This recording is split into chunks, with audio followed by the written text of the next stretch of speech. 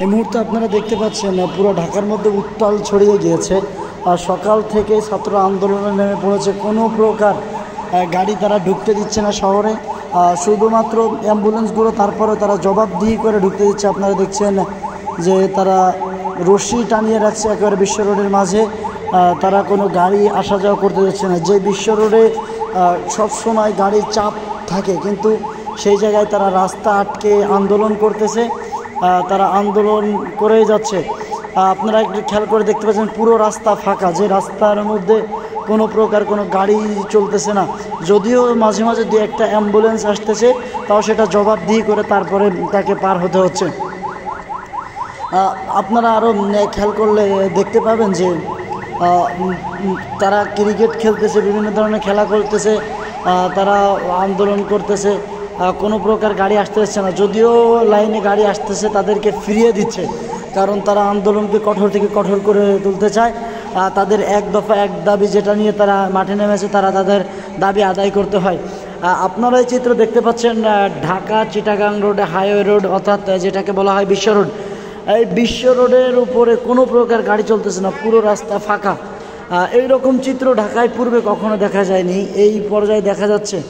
এছাড়া রাস্তার অপর দিকে যদি আমরা খেয়াল করে দেখতে পাবো যে বিশ্ব রোডের রাস্তার উপরে তারা গাড়ি আর করে দিয়ে দাঁড়া করায় রেখেছে, যাতে করে একটা গাড়িও প্রবেশ করতে না পারে। তারা ছাত্ররা আন্দোলন করে যাচ্ছে, একটা গাড়ি আর করে রেখে দিয়েছে, যাতে করে কোনো ছাত্র কোনো আন্দোলন করে, যাতে করে কোনো গাড়ি প্রবেশ করতে না পারে ঢাকার ভিতরে। আর তারা বিশেষ করে খেয়াল রাখতেছে এই রুটের উপরে যে চট্টগ্রাম নোয়াখালী, এই চট্টগ্রাম বিভাগ থেকে যে গাড়িগুলো আসে, এই গাড়িগুলো যেন ঢাকার ভিতরে প্রবেশ করতে না পারে। তারা তাদের আন্দোলন কঠোর থেকে কঠোর করে যাচ্ছে।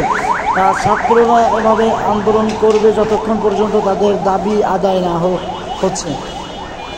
আর একটা কথা বলতে হবে, সেটা হচ্ছে যদিও পাশে পুলিশ সেনাবাহিনী আছে, তারা কোনো প্রকার কিছুই বলতেছে না, তারা চুপচাপ দেখেই চলেছে।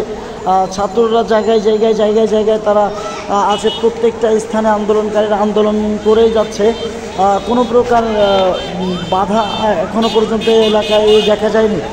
তবে পরবর্তীতে কি হবে এখনও সেটা বোঝা যাচ্ছে না। তবে আন্দোলনকারীরা তারা পর্যাপ্ত পরিমাণ শক্তি নিয়েই মাঠে নেমেছে। ঢাকার অবস্থা উত্তাল হয়ে আছে। আপনারা দেখতে পাচ্ছেন যে তারা কোনো প্রকার গাড়ি ঢুকতে দিচ্ছে না, এবং কি রিক্সা পর্যন্ত ঢুকতে দিচ্ছে না। মোটরসাইকেল এগুলোকে তারা জবাবদিহি করে ছাড়তেছে। তাছাড়া তারা কোনো মানুষ যদি আসতেছে, তারা পায়ে হেঁটে আসতে হবে, তাছাড়া কোনো গাড়িতে আসার সুযোগ নাই। এটা সকাল থেকে এভাবে আন্দোলন শুরু হয়েছে।